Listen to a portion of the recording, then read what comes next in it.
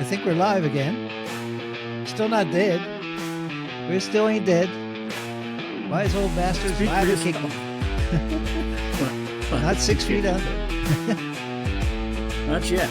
Not All yet. right. Yeah, you can't get the music off? Before I want to jump right into your stories in just a second, but first let's get it out of the way. Today's non-sponsors. Yes. So my non-sponsor today is oh shit. What?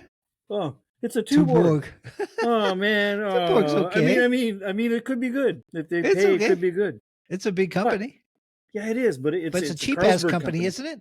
It's a Carlsberg company. Oh, and yeah, that's right. This is one of those tricky ones. Is brewed in Canada, so it's like it's not my Danish beer. It's like, I mean, potentially. Yeah. Wait, hang on. Oh, you wouldn't have to pay me much to say that's good. Yeah, not like that Dino crap last time. It's got to pay me a lot. Got to pay me a lot. Okay, well, you're back in. You're back in the right time zone now. Yeah, so what are you? Time zone. What are you so I got a non-sponsor too. Man, when are we getting sponsored? I mean, shit. This is called Land Shark. Land Shark. Can you read it? Yeah. Yes. It's kind of funky. But what? But what? Yeah, Land Shark. I never saw it before. I just saw it, and it was on sale, so I had to try it out. And it's from St. Louis, Missouri, and it says Margaritaville Brewing. Yeah, good name, but Margaritaville I didn't think is in St. Louis. I thought it was more like Florida or something, and Hawaii and Florida, where what's his name was living. God, now I'm going there. Mr. Buffett. Margaritaville. Jimmy Buffett. Yeah. Jimmy Buffett. Yeah. Jimmy. Yeah. Whoa. You got your drum set there? Yeah, I do. You have a band going on? I'm right here from my analog sanctuary here, Red Rum Records. It's all analog and live. We have live bands going through here. We have podcasters doing shit through. Yeah, I heard you got a podcaster last night. Podcasting is not analog. I mean, we're podcasters. We're not that famous yet. Well, no, but we're good. We're the best. People just don't know it yet. Hey, that's the whole problem. If they don't know, man, that's their problem. That's true. Yeah, actually, I started something to this today, just a couple of minutes ago, so I was a bit late. I was playing around with TikTok. I never deal with TikTok. Never look at it hardly at all, because mostly just people wiggling their butts or something. Mostly what I've seen. So I was never too interested in it. But I thought, what the hell? I see a couple of guys talking on it that they're pretty good and stuff. So I thought, what the hell? Why don't we throw a few videos and see what happens? So I threw one video up today, something I didn't even post here on YouTube or X or that stuff yet. So, but it's something we did last session. Can't remember what it was. It was so good. I just saw a picture. We saved the best for TikTok. Yeah, this is Old Bastards Moving On. That's what it was. That was a video of the podcast we did. Old Bastards Moving On. Because you're doing all the freaking moving. No, right. Yeah. I was going to say moving on. What have you heard? Just because I'm a grandpa now doesn't mean I'm moving on yet. There you go. Your grandpa, brand new. Yeah, moving on life. Get another stage of life. You get to be the grandpa. You get to spoil a grandkid and give everybody else shit. I'm not. When do I get the yellow clouds? It's coming soon. It's coming soon. All right, fair enough. But TikTok, it's great timing because TikTok, they're just shutting down in Canada again. I mean, they just shut down the U.S. Oh, you guys are having spats with China now again. Yeah, don't forget, we got a store. Why is Old Bastard Store, beer hunters and everything? Please check it out. Click, subscribe, check the store. Hey, we got a sale. We got one more sale. Wow. Fantastical. Wow. So one of my kids saw some. It's like, okay, I guess I'm taking it down to university to do free advertising. Well, that's okay. The best kind. It's the best kind. That's good. So we were talking about all kinds of stuff and growing older and getting screwed and having travel issues and traveling through life with a lot of freaking bumps in the road. Traveling through life. Yeah. Well, I mean, I've heard through third parties that you had a bit of an adventure on your way back from Asia. back to the United States of America. Yeah, again. So okay, first, what happened? What happened? I hear you had you booked yourself a flight with a 3-day layover in the airport or something, and then it turned into 2 months. All kinds of stupid shit. And this trip was crazy. We bought 2 sets of plane tickets because we screwed up before we left. Something on the date of departure, we screwed that up for 1 day, and then you couldn't change it. So we ended up having another set of another airline. I think we did Cathay as well as ANA. ANA we couldn't make, so we jumped on Cathay. Okay. So we ended up in Malaysia, no problems. Just we wasted one leg of the ANA. When the kids came back, they came back ANA, but the ANA wouldn't let them on initially. They said, no, you didn't come here, so you can't go back. It's like, what? We bought the freaking tickets. We already paid for them. Oh yeah, and they messed around. Finally got them on the plane, but they squeezed them in. And then so we decided, we'll go back by Cathay. Cathay used to be a great airline. I always loved it. Until recently. Never seen so many delays. First of all, we were supposed to take off. I just arrived a couple of days ago. So we were supposed to take off about 12 o'clock on a weekday. I think it was Wednesday or something like that. You mean noonish or midnight? Yeah, noonish. So the problem is it's already had a layover. It's actually quite a bit of a layover because it's a 4-hour flight, right? So you get in about 4 or 5 o'clock, and then you have the next day at 12. We were supposed to fly off. So it was quite a long layover. So we did plan for a hotel and all that stuff in the airport. They have a decent one. Couldn't find it for a while, but it was actually quite easy. It was okay. But the flight didn't take off at 12. Flight delay. Okay. Why? They didn't tell you. Operational issues. I was, what the hell? It's like, okay, fix the plane. Finally, about 5 o'clock, they said, still delay. It's like, bitch. And it's like, we'll tell you about 8 o'clock. And then I find out, they said, it was actually a typhoon in Taiwan that was causing too much hassle with the airports, even in Hong Kong. So, okay, we understand. So finally, they could have said that. It would have been nicer, yeah. Huh. I love airlines that actually told you what the hell they're doing and what's the issue. They don't do that very often. So finally, we did leave it. There was one airline that did that, but I was really where they actually tell you what's going on. Where I was sitting on the plane, everybody's just sitting on it waiting. The captain goes up, well, we need a new fuel pump. We're stealing it from another plane. We'll be off in a half an hour. Okay, bye. It's like that's good. I love that shit. Yeah, at least yeah, exactly. But this one, so it's a bunch of delays sitting around the airport for quite a long time. You can get old sitting around airports. I think I aged. It's a nice airport. You were in Hong Kong. Yeah, no. Yeah. No, I was still in Malaysia. I didn't get to Hong Kong. What? I was still going to Hong Kong. So that 5 hour, 6 hour, 7 hour delay. KLIA. Actually 7. It was still in KLIA. The good thing about KLIA, like I mentioned before, they got a Hard Rock. They have a Hard Rock Cafe. I didn't stay there as long as I wanted to because we didn't know the flight was delayed until so we were kind of initially rushing off. So anyway, then finally we get on about 7 o'clock at night or something like that.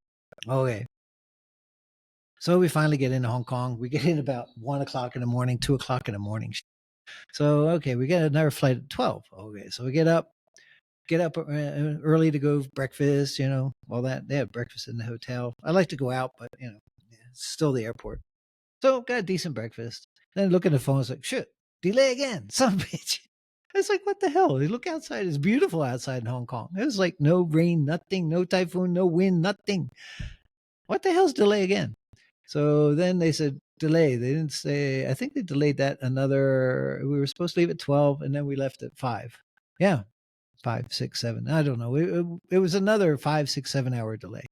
So it was unusual. And then we were supposed to get in at, 1 o'clock or something afternoon. And we ended up getting in about, it wasn't terrible, but it was about 8 o'clock at night, something like that, 7 o'clock at night. So we could rented a car. And then, of course, you lose your next connecting flight. So everything kind of screwed up, It's not just one, it's a ripple effect. And then, cascading. Of course, you have to, cascading. And then we had to rent a car. Fine. Then we rented a car, drove across Florida. I got to Barstow, crashed. I mean, not Across literally. Florida. I went to sleep. Across California. So Yeah. You said across Florida. So what? Florida. Wow, Oh, shit. They were late. They dropped you off Yeah, in the wrong state. state. It's like, what the fuck? Really? Okay. Damn, I would have loved to wake up in Miami. I think that would have been pretty cool. But no, yeah, I'm flying too much. I don't even know where the hell I am sometimes. So anyway, I drive across California to start Barstow, spend the night, and then at least drive back in. It's okay. But you have an extra cost from. Well, we had extra costs. We bought 2 sets of plane tickets. That was crazy. And coming back, you had extra costs because you missed your flight to a domestic flight, LA, Phoenix. And then I had to rent a car, which I wasn't planning on. And then I had to spend the night, which I wasn't planning on again. So, all adds up. So you get screwed. You really do. But you never know when you're going to be screwed, good or bad. Mostly bad. Yeah, it can be. Yeah. Well, I mean, travel is always, it's hit and miss. We just went through, we're going through the vestiges of an Air Canada strike. Yeah, are they going back or not? Yeah, they've agreed, but it's just like you hear me talk about the postal strike. Oh yeah. How I haven't gotten mail since I started talking about it, so someone's watching. But what I keep saying is like, I've said this a million times. I think unions are important. I think unions have had a historically tremendous effect on getting people out of working 18-hour days or whatever. Yeah. But I think they can also get out of hand. So like with the mail strike, it's still just. I just got an email from Canada Post. It was just, I think, today or yesterday. Canada Post can't deliver a letter. They're sending you emails. Yeah. Yeah, we scanned it for you. Here's the email. No, just saying the update that they made their last and final offer to the union, and it's still they got the answer back. And on Friday they'll let us know if they're going to shut down or I don't know what. Nobody uses them anymore now. It's screwed, right? But I always say about that, it's like, okay, you're asking for a lot more money for a job it's a critical job, but there are now 50 competitors, and that's what you're complaining about. But because there are 50 competitors, it can get done. So you have no specific skill set other than carrying a bag, which I respect you for carrying that bag. I got no problem. But going in, the job is to carry a bag. But anyway, similar to the flight attendants. It's only attendants. It wasn't pilots. Not this time. Baggage guys. They did it before, and they'll do it again. But so at least they take turns to do more strikes. And their whole thing was about unpaid work. So they're saying, look, when we're loaded in the plane, we only get paid from the time the plane takes off to the time it lands. So all the loading time and the hanging out in the airport, whatever, they don't get paid for that. Okay. So they're freaking out. So a lot of people are very sympathetic, saying, oh my God, you're asking them to work for free. How can you? Of course they got to get paid. What people don't really look at the whole story, which is how much they get paid per hour, which is pretty decent wage. And how much, so you're talking about when you get to the gate, you want to get paid while you're standing there at the gate. Now they've just won in their contract to say, yeah, they're going to get paid 50% of their full wage for the time that they're not working or something. But it's like, at the end of the day, okay, we'll pay you for standing there, but we'll pay you less per hour than we pay you now, as we pay you a lot.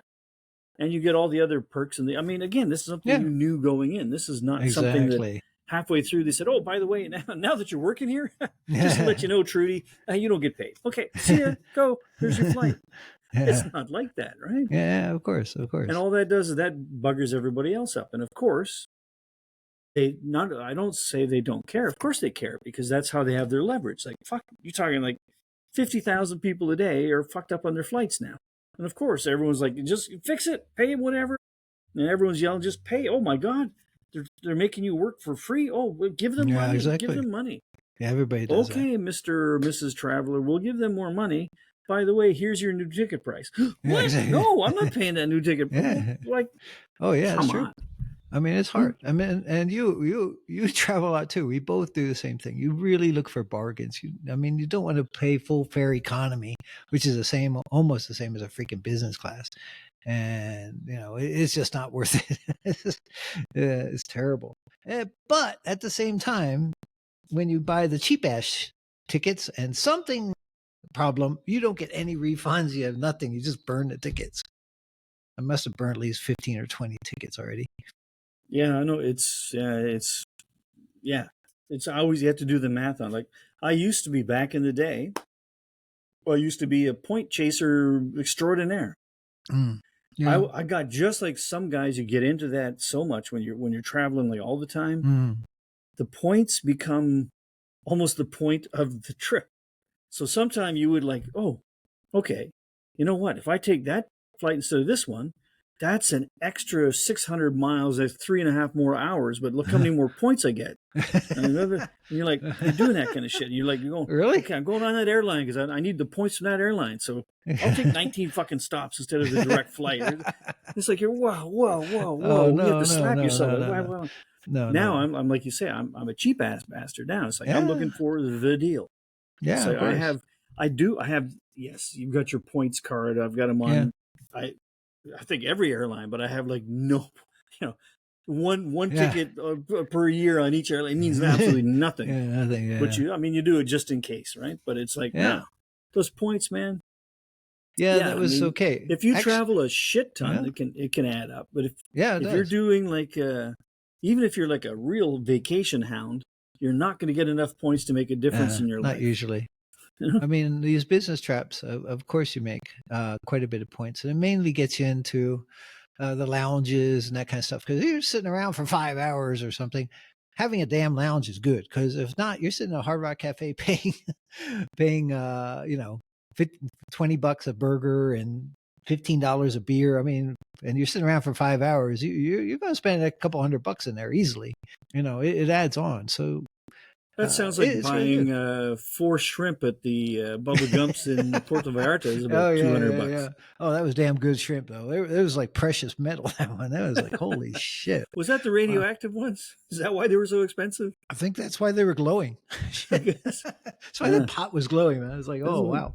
You never know. I heard they just sent some in from Indonesia, too. But, into somewhere. They were talking about it's radioactive. I was like, oh, okay. But that's interesting because that means they must have a secret nuclear weapons program in Indonesia. I'm not aware of any nuclear power plants there. Maybe they should have those nuclear motorbikes or something. I don't know. I don't know. I don't know if they have a nuclear. They got a lot of coal and. It just means that either the Russians or the Americans are spying on them with the nuclear sub, and so many of the nuclear subs, it's right in the middle. Yeah, it is radioactivating all the shrimp. Like plenty of islands. Yeah, it's cool. Oh man, yeah, you never know.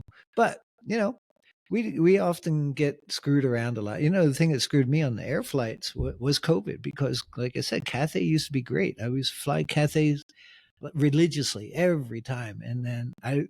Just buy a premium economy, I am almost guaranteed to get up to business class just on the points.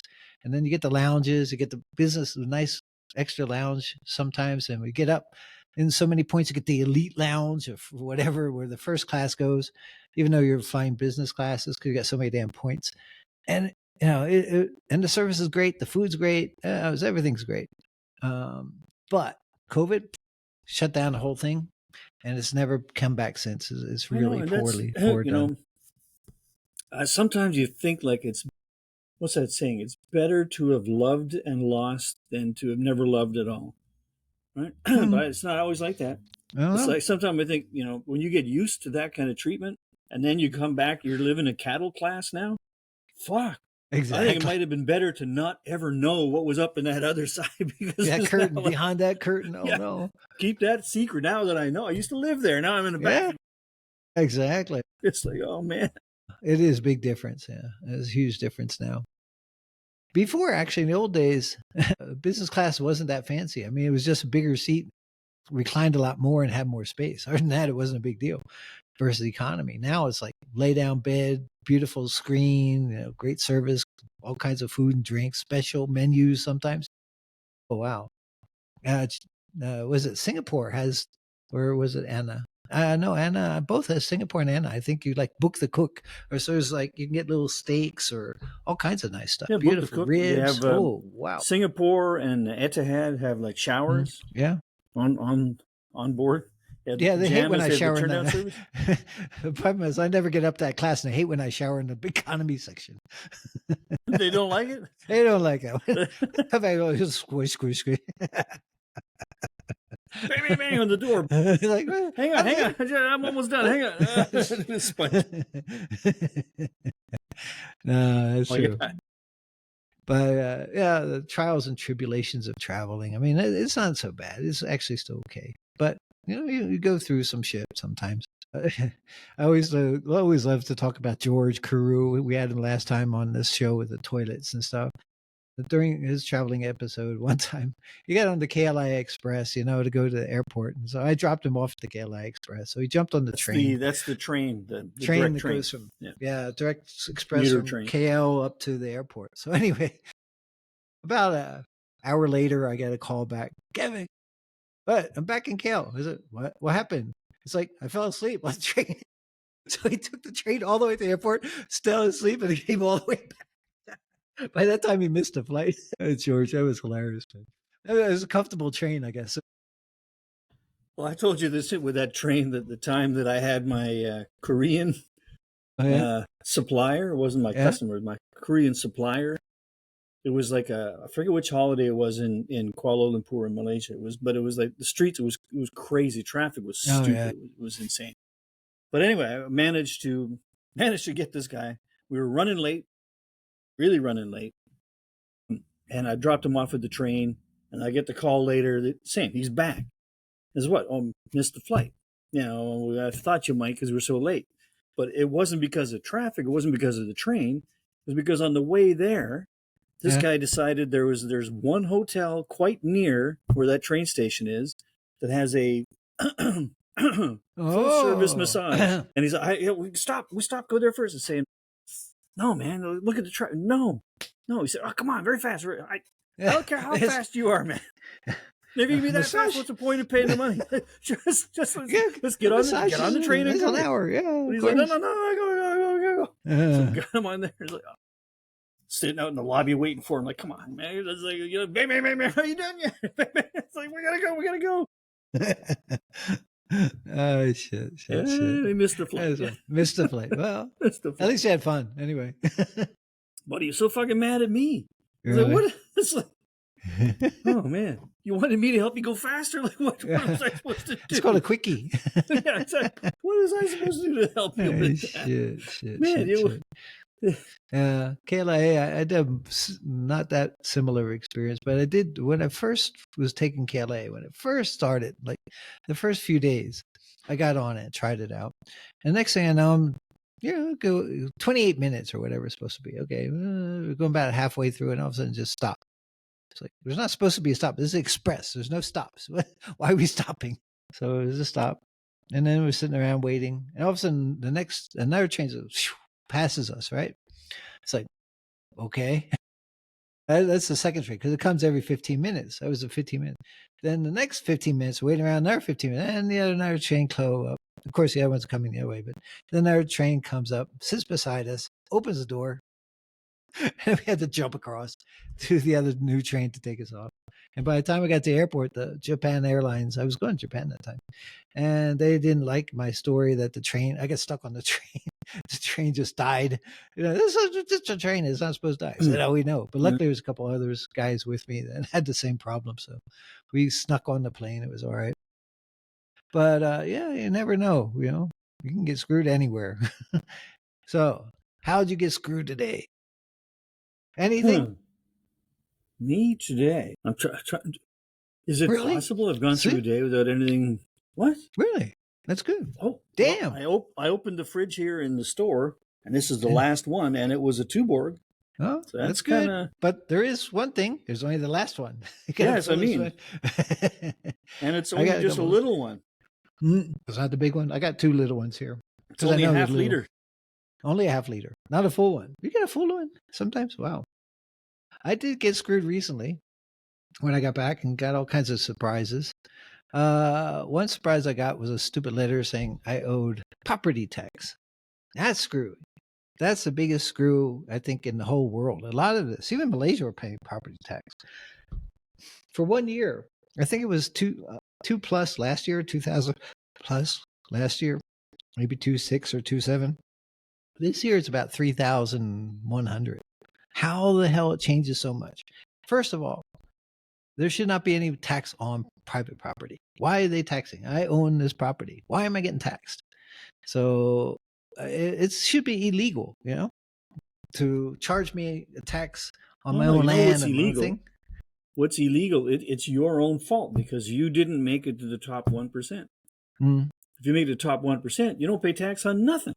Really? So it's your own damn fault. It's your own damn fault. You just gotta know how to be. Yeah, I'm not 1%, but that's not what do you call it? It's just tax planning. You just know how to check all the exemptions, all the costs and stuff. But it is wrong. I mean, to me, if anybody's watching like Donald Trump or DeSantis or somebody talking about property tax a bit every once in a while, especially DeSantis in Florida, he said, they want to get rid of property taxes. Why not? I mean, technically, it should be a service tax or some kind of service fee for services rendered because it's paying to the county. If your county is providing public services, fine. Charge a fee for that. Have a budget. Charge a fee, but not against the property. It should not be a property tax. It should be a service fee. So in case you get garbage collection from one company and another one wants to come in, you should select what service you're getting. You're not supposed to be paying just because you got to pay and against your property value. It should be against services that are actually rendered. That's my go-to thing. So if your kids don't go to school, should you be paying school taxes? Question. Well, that's actually a pretty deep one because if not, then when you do have kids, you have to, or you would have to pay a whole lot more. That's a good point. Because if I don't have kids, no one else is sharing this, so now no one's gonna build a school. Yeah. And then kids won't go to school, and we all get. But I was gonna say we all get dumber, but I think everyone's pretty fucking dumb now anyway. How much dumber can we get? Yeah, we're getting rid of Department of Education because they're getting more stupid. All the test scores are going down. Everything's going down in America the past 10 years, 20 years when they opened up the stupid Department of Education. They didn't teach anything. It's a pretty useless department. I mean, it's still functional, but it's very scaled down. But without that kind of tax thing, though, then you do. I mean, already there's, the inequality globally. Inequalities on in some ways it's on the rise. In some ways it's been like extreme poverty. We've had a lot of good run over the last 20, 30 years in reducing extreme poverty. But between just poverty and middle class and the rich, the differences are getting bigger. So if you get to that point where, okay, you have to pay for your school, only private schooling. So everything will get more expensive then. Because if I want the guy, my gardener, my pool cleaning dude, my Uber driver, if they got to pay for private school for their kids, they got to charge me more. So I got to pay them. I'm not paying the property tax now. I'm not paying the school tax. I'm paying the Abdul tax because of my driver. I'm paying the Juan tax because of my grass cutting guy. The prices go up. So no matter how you slice and dice it, the money gets spent. It's just it would feel nice to have a little more control over it, but more accountability. It's not just based on value of your property because you bought your property 20 years ago at whatever price, 200,000, 300,000, or in the case of Canada, about 2 million or something 20 years ago. But now it's worth 30 million or something. Crazy prices, right? And then the price is going up tremendously. Here, house that's worth 300,000 is probably now worth 800,000 or something. And it's just the value of the house goes up, so your taxes go up, even though your income doesn't go up. That shit. No, I mean, that's where I'm in a hybrid on that. I feel like I think the property tax is one of the simpler ways to do this. You have to get the money from somewhere. I agree. Yeah. It'd be better to have all the pick and choose your services, but I'm not completely mad at property tax. But what you just said, that I'm mad at. It's like, okay, if I bought my place and it goes up in value 3% every year and you're still charging me the same 3%, whatever the rate, I don't know what the rate is, but you charge me the same percent, it's fixed. So if my property value goes up, okay, you're charging me 3%. Okay, if it goes up by 3%, inflation-ish rate, that's okay. But if my house has now gone up 10 times, then however many dollars plus inflation I was paying. Yeah. Let's say I was paying you $1,000 Yeah. a year. After inflation, okay, yes, it's not 1,000 now. It's 1,050. Whatever, okay, fair enough. It's like last year's 1,000. Whatever the inflation rate is still 1,000 from last year. Yeah, yeah. Fair enough. A little bit more because you want some improvements. Okay, a little bit. Slippery slope, but a little bit. Yeah. But it's like, okay, I'm paying my 3% on $1 million. Now my house is worth $10 million. I'm paying 3% on that. Am I getting 10 times more value for that money that you're not charging me that much more? No. No. That's why, to me, service tax is perfect, or some kind of service tax, even if maybe it goes beyond. Again, it's all based on budgeting and approval. The key, it should be some kind of service tax or fees against services rendered to the public, whether it's roads or police or whatever, schools and everything. But public goods, public service, park maintenance, all that kind of stuff. Those are public things. So it has to be charged to the public. Fine, no problem. Everybody understands it, but not attached to your property, because if you don't pay it, you lose your property. That's the problem. But it's got to be, I can see how it has to be a general tax. You can't be purely every single service you pay for, because no. I have a swimming pool. I'll pay more money for my water. That's great. Yeah. But what if I'm a fucking bad guy? I don't want to pay for the cops. Yeah. No, I don't want to pay for that fucker to chase me and shoot me. I opt out. I'm not paying for the police part of it. It has to be all public goods. Yeah. I mean, no, you couldn't pick and choose your service. But I think that the issue fire, would be, I got a concrete house. No, I'm not paying for the fire. But if your house burns down, you have to pay the full amount. You got to pay the $2 million to put out your house or whatever. Yeah. Well, just wait. You want $2 million? Hang on, let me make a call. How much are you going to cost to put out a fire? Fuck. I need 3 bids fast. my neighbor, let me call. My hose too short. No, but I mean, the public goods, public services are critical. Yes. Public has to pay. It's just how to pay it. And to me, it should be more accountable through an annual budget or a 3-year budget or whatever, and then voted on, approved, and that's it, And then if there's additional increases every 3 years, something like that is cool. Well, here's like, so all of this ties in, right? So you're saying, okay, if you want a job done well, you want good people doing the job, right? In your business, you want to hire the best that you can afford. Right. You want to have, the pilots are overpaid, but you want to feel like the guy at least or the gal knows kind of what they're doing. Yeah, for sure. So we're saying for government services, which is probably 63% of your fucking life, is the government doing something.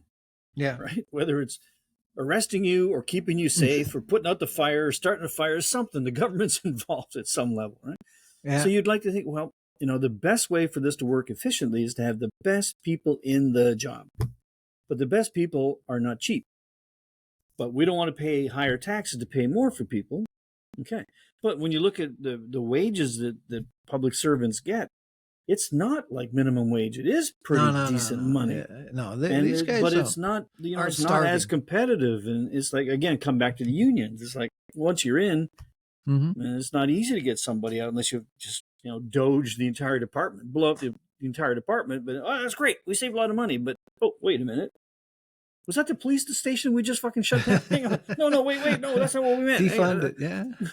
All this defund the police shit, that's bad. So, it's life is like that. I mean, we go through life, we get older, we have grandkids, drink beer, going beer hunting again soon. This might be good, depending on Landshark. Do you want to sponsor? It's St. Louis, Missouri. Please hit the like button, sponsor, and we'll get back to you to really taste your beer really good. Carlsberg, you guys spend so much money sponsoring so many things. I mean, I remember, I don't do as much bar drinking here because not as many bars near me where I'm living now. But in Malaysia, I was in the bars all the time, and there were always promotions going on. Always. Oh, yeah. Carlsberg would have the people going bar to bar, handing out crap, there's always some kind of promotion, something going on, right? A lot of pretty girls serving Carlsberg and Heineken and shit like that. Yeah. So you guys have got like a $400 billion budget. So just drop a couple of quid, a couple of kroners, a couple of something our way. Kronas, yeah. Kronas. We gotta get Mexico too. Yeah. Oh yeah, I like Corona is actually a very good beer. My What is favorite, it? of No, course, is it's the Danish Krone. Tecate. The Kron. Krones? Kron, yeah, Kron. I think it's That's Swedish Krone. Kron. Swedish? No, I thought it's Denmark. I think so. Well, give us some The Denmark Corona? monies. Kron. Some Denmark monies. And we'll tell the whole world about how magically good your beer Actually, is. I mean, they have no more money. They're broke. They got euro. It's in Europe. They got a euro. They don't have any. They did have a krone, but that's gone, man. That's all euros now. And then that's another whole thing. People are getting screwed from having you're losing your currency. I mean, the Deutschmark and stuff. You know what happened in Germany? Germans got screwed bad. Germans had everything priced in Deutschmark, right? They converted to euro, which was about 80% more than their Deutschmark. So everything, everything, loaf of breads, beer, everything all of a sudden went up 80% overnight. That was terrible. That's screwed. I see you're getting screwed now. You're running out of beer. Yeah. Yeah. So I'm looking. I know where the liquor store is. Why am I looking out the window? Maybe they opened one across the street while I wasn't looking. No, they haven't. They haven't. Oh no. Well, yeah. So enjoy the beers, enjoy life. Don't get screwed too often, but there's positive benefits to being screwed sometimes, right? I'm not going there. Or else we did last time.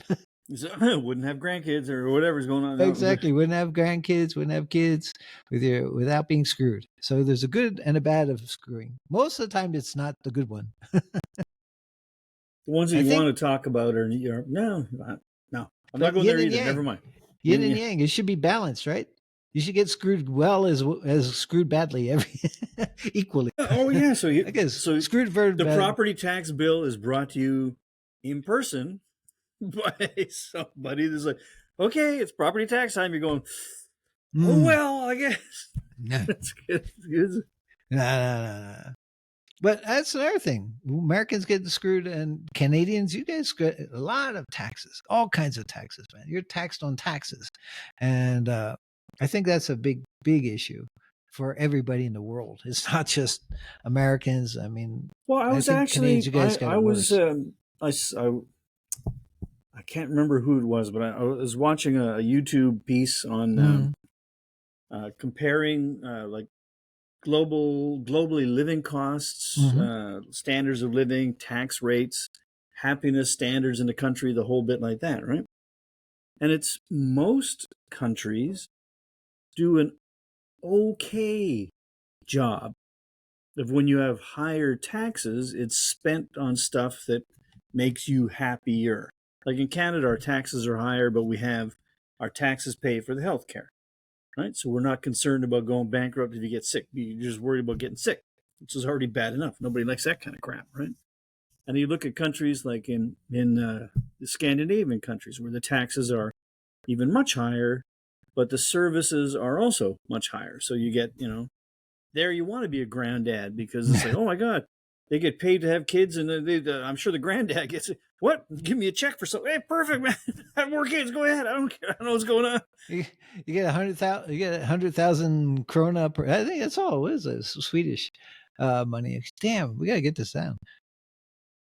If you get 50,000 of Swedish dollars every year just to have a grandkid, and you get like 10 of them, that's pretty good. Wow, let's go, baby. That's pretty good. And then the tax man takes it all back, but they give you free beer. I mean, whatever, as long as it goes, as long as you get it back. Yeah. That's what tax is all about. So if I'm spending more on tax, which means I'm getting stuff but spending less on it, okay, fair enough. Yeah, I would rather decide what I'm spending, but it's like, okay, I kind of get all that. It's if you have just taxation without representation. That's what really throws you off. That's pretty much most of it, though. You get taxed and you have no fucking screw idea what the hell the government does with it. We talk about billions in waste. Most governments just waste billions of dollars of all the taxpayers' money, and it's because it's not their money. You're playing with their money. The politicians are not playing with their money; they're playing with your money. Simple as that. So they don't have that responsibility. I just heard one. You think the rich guys have got it, so they don't pay much? I got a way more efficient strategy. Yeah. Way more efficient. Yeah. I am now a poor motherfucker. I got no money. Yeah. You can't take it from me. I don't pay tax on nothing. There you go. Just be poor enough. That's not hard. It's not hard to do. It's easy. We can give you some easy advice on wise old bastards. No, I could say become a billionaire, but that's not easy. Yeah. But just get poorer. It's easy. Being poor is easy, you know. It's not very easy when you're married with kids. That's for damn sure. Your wife's never happy, so that one's gone. But you know, sometimes the system's there. I mean, right now, all this in America with the systems. EBTs, what do you call it? Some kind of electric bank transfer for government money. Everybody's getting cut like hell. So all people I know are really getting upset. Is I've got my analog sanctuary here. Yep, that's cool. So when you get stressed out, just come. There you go. Actually, here's a semi-serious economic observation. Okay. As I have on my, you can't see it, it's over there. I have a back wall behind the cash counter where we have the collectible and more expensive product, right? It's on nice display, blah, blah, blah. Sells, it's not bad. But recently, I've had a very strong pickup in selling the more expensive stuff. Okay. And I've been trying to figure out what's going on. And I feel like it might be a little bit like, you know how we talked about this, I think, before, how in Japan, it used to be you knew somebody was not successful if they were driving a BMW or Mercedes, right? Because it meant they couldn't afford a house, so they spent their money on a car like that. Yeah, and a businessman has to have the expensive car to show he's doing good in business. Simple as that. So I feel it's maybe a little bit like that. So people don't have or are afraid that the economy is going to crash. I mean, you guys in the States and globally, you don't pay attention very much. But in Canada, we notice, we pay attention. The onslaught. We get American politicians every fucking day saying how you're going to destroy our country and our economy. Every day there's governors talking about shit. There was the governor, some dude from Maine a couple of days ago, sent a letter to all the provincial premiers. That sounds stupid. But so we hear that, and at first we try to laugh it off, but it's been going on for like a half a year now, and people are saying, no, we're not kidding. So when you hear that often enough, you start to, in the back of your lizard brain, get a little nervous maybe. And I'm thinking that some people are pulling back, whether they have problems or they're just, kind of concerned a problem might be coming. So instead of spending on like a ski vacation or taking that flight that they're going to spend 15 hours in the airport for anyway or something, I wonder if maybe the little luxuries like we offer here at Red Rum Records are now things that they say, well, you know what? Instead of that expensive holiday, I'm going to go buy that $200 or $300 collectible record that I thought was too expensive before. But instead of spending $1,500 on a trip somewhere, I'm going to treat myself to that $200-$300 exclusive thing I would have never done before. I really wonder if something like that is happening, because it's really picking up for us here. We're selling a lot more of that kind of stuff now. Wow. I didn't know that. I didn't even know records were that expensive. I mean, unless you have a collection or something super special. Well, no, I mean, we got stuff on that back wall that are mostly, like you go to a record shop, you can buy a record for $1, $5, $20. New pressing is going to be, in US dollar terms, $25, $30, $40 maybe or something. But the collectible one, so where they did a very limited run, or was like the first pressing of an album that became famous later or something, right? So that's $100, $200, $300 for. I got I've got $1,000 stuff on that back wall. Really? Wow. Yeah. Damn, it's like a wine shop. We get the cheap ass wines. Low class motherfucker. I ain't got $1,000 record in my store. Yeah, I thought so. Actually, your $1,000 record is probably worth a $920. No, not $900. About $25. You just mark it up for $1,000. Well, I mean, that's what collectible stuff is. There you go. It's very collectible. It's like, you want it, you don't want it. It's like I don't shop on my back wall. That's not. There you go. I can't afford it. I'm a listener, not a collector. So, but still, no. It's just interesting to see that. I mean, business in general is actually pretty good, but to see the uptick in that is that's unusual. I'm wondering because you hear like this drum beat of bad news. It's going to crash. It hasn't crashed. Nothing has crashed. Everything is working beautifully here. Everyone's like, oh, the fucking healthcare system is going to crash. We've had a lot of reason to use it recently for a lot of different people I know, and it's been brilliant. Oh, but it's not sustainable. Well, it's still working. It's like still working out. The pension's going to crash. Well, we still got the pension. Jobs are going to crash. Everyone's still working. Everything. You guys got a lot of imported labor too now. A lot more coming in. Yeah, well, we actually need it though. We need more than we've brought in. I think we've our only issue with people coming in is simply housing. That's the only problem we have. We have plenty of fucking jobs that we need people to come in and do. Just we don't have enough houses. Already it's too expensive, and it becomes such a convenient scapegoat. So instead of saying, "Oh, for the last 20 years, our policies were not building enough housing, we're not easing up regulations, we're not building enough," I don't know what they call it in Canada, but like social housing, like the projects, right? Yeah. The low cost, fixed, whatever. Low cost housing, whatever. Yeah. I mean, every country that aspires to have a bunch of different classes of people that can move up, you need to have some of that entry level housing. It's like below market or market, whatever they call it, You've got to build a lot of that. So that's where people start. And from there, you graduate on up to something else. But if you don't have that, well, all of a sudden, all these college grads are competing to try and get the entry level place, which is already this high, which means anybody you want to bring in to say, hey, we have like here, typical, right? So we have fast food restaurants, right? Nobody wants to work in a fast food restaurant. That's where you work if you have to, right? Yeah. So we have the fast food. So we had, for years, we had fast food restaurants had to curtail their opening hours, didn't have enough workers. So some provinces lowered the working age. If you own the franchise within your family, so you could call it a family business, you can have kids as young as 12 working in your restaurant. So at the front, you go to the front family counter, business, yeah. There's like at the front counter, would you like fries with that? What? That's true. Would you like fries with that? Yeah. Mm-hmm. And people started freaking out. You can't have that. That's too young. Kids.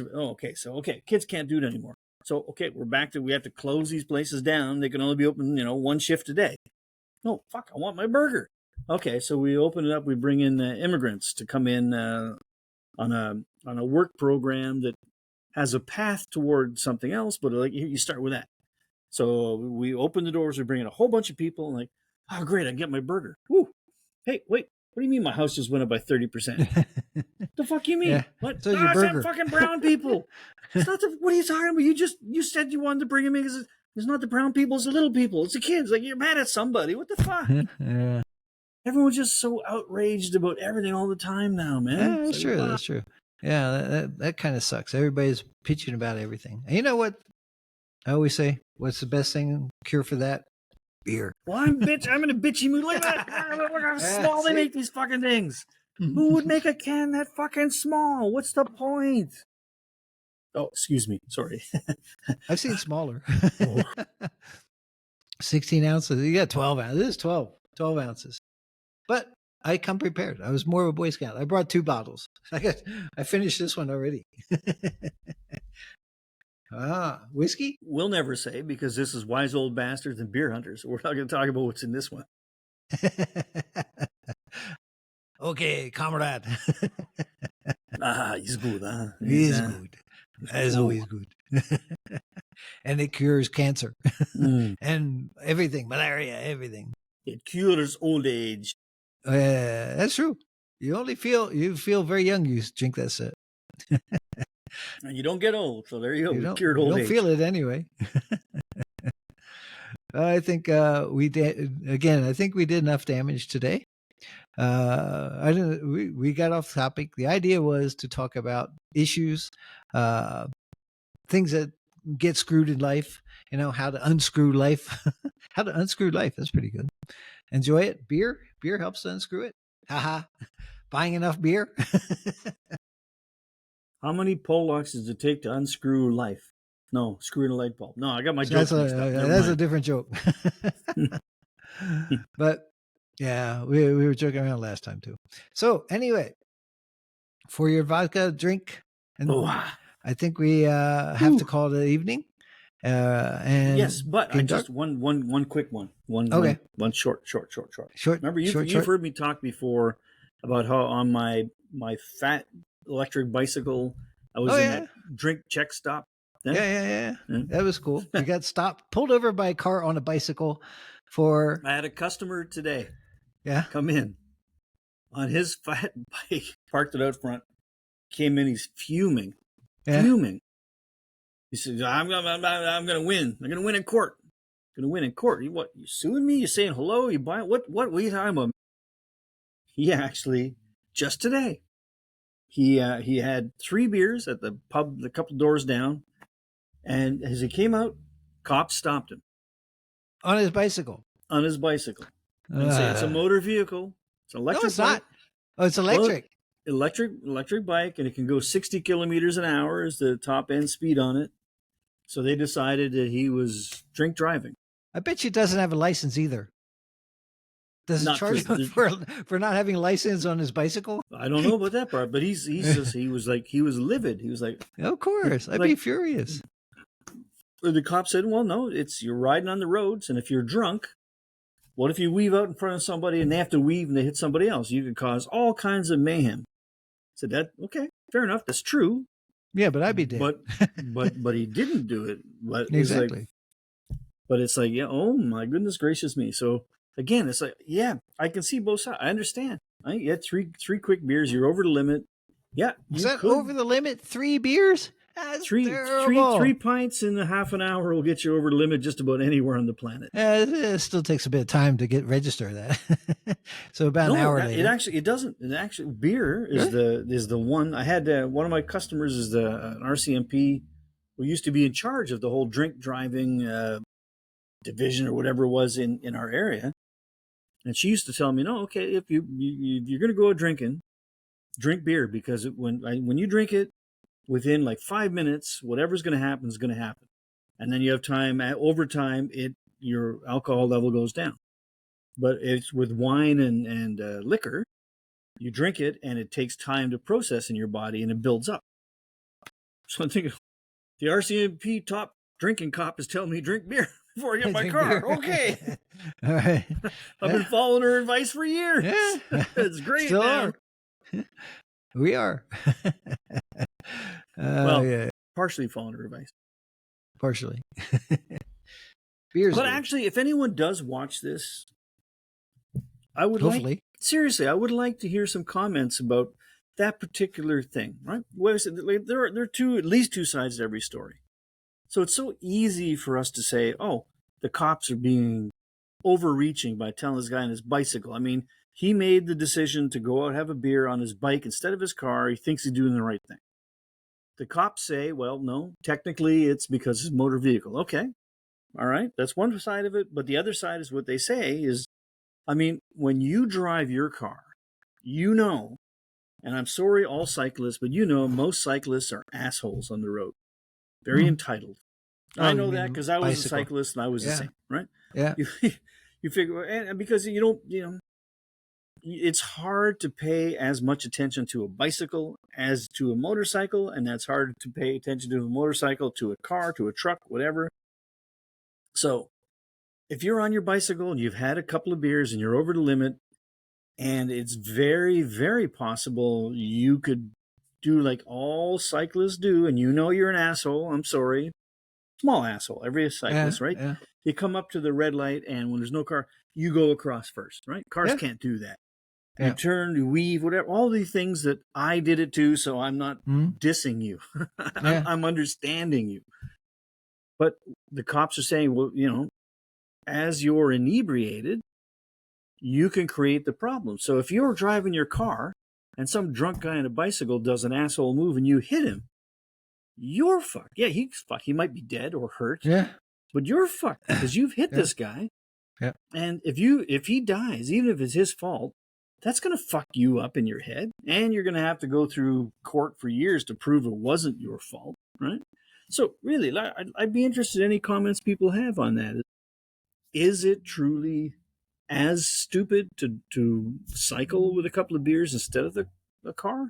You know? Are we saying you can either drink at home or take an Uber or a taxi or your only option? Okay, there is one more option. Wise old bastards. We've solved another one? Yeah. You know, in the Old West, these guys would get drunk and everything. What do? You get on your horse. The horse knows how to get home. You don't have to give it direction. It's not a battery operated. It ain't got no engine, no driver's license. You just jump on your horse and it'll take you home.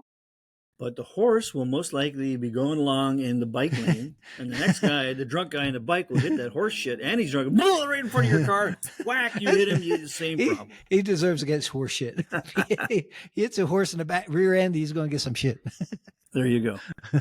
Well, yeah, no, I'm serious though. It's like if anyone does, I'm interested in comments on that because I am peddling really while am in of two sides intoxicate, not DUI, PUI. Pedaling while under the influence or some shit like that.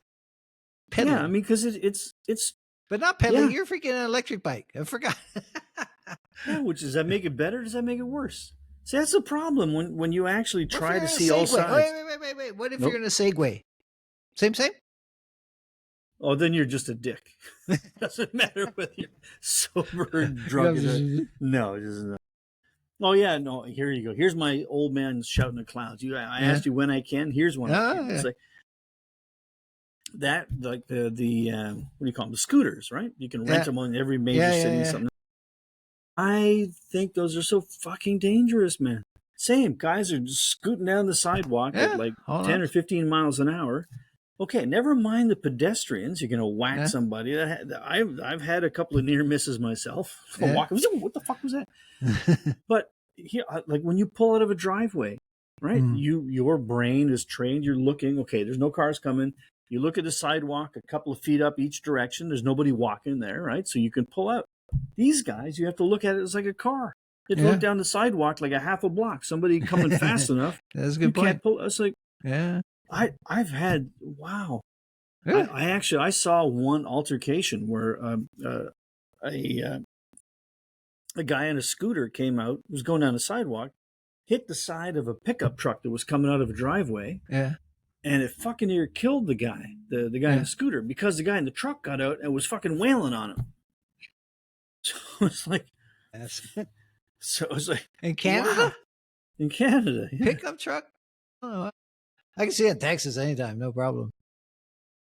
That'd be easy. Wow, it's Canada? That's funny. But yeah, I mean, shit, if you're on an electric scooter and you're ripping down the sidewalk, it's your fault that you have to you got to be careful. Plan for cars pulling it out because you're on the sidewalk. Simple as that. Well, right. I mean, so going back to how all cyclists are dicks, because I know I used to be one, right? Yeah. It's like when they say you're supposed to dismount your bicycle and walk across like a... If you're doing it at the pedestrian crossing, right? Yeah. I never do. And why is that? Yeah. It's for that reason, because if I'm turning right or left or whatever, I'm looking for cars, I'm looking for people walking. If you're in between, my brain is not registering that. So if you're coming, you're like, okay, no, there's nobody walking, I can turn now, and you're coming screaming up the sidewalk, and you go across like wackola. Yeah, what the fuck? Yeah, that's true. And if I tell you this, man, if you make me kill you, I'll be so fucking mad, I'll get out of my car and fucking kill you. Twice. Make sure. This is satire, don't worry. Is it? But anyway. Is it? Satire. Very satire. Yeah. We're very satirical. Kidding. I'm kidding. Yeah. Remember satire? Very good. Gets you out of shit. So like Firestone tire. Same fucking thing. I don't know. Fat tire, sat tire, whatever that, man. Yeah. Kill you. Shank you. No. Shank you very much. I mean, thank you. No problem. Yeah. Wow. Sorry. See, I'm yelling at clouds. See? I turn into a grandpa and I turn into an old man automatically. It's fucking crazy, man. Yeah, it's on that happy note. Hey, guys. Yep. I hope I hope you had a little bit of fun today. I know nobody likes to ask for this, but if you could be so fucking kind as to subscribe, hit that like button or subscribe. Yeah, that'd be good. It means a lot. It costs you nothing. Costs you absolutely nothing. We don't charge yet, anyway. Matter of fact, when you look at the content on our channel, you probably won't even be put on a watch list when you subscribe. So I think you're safe on that.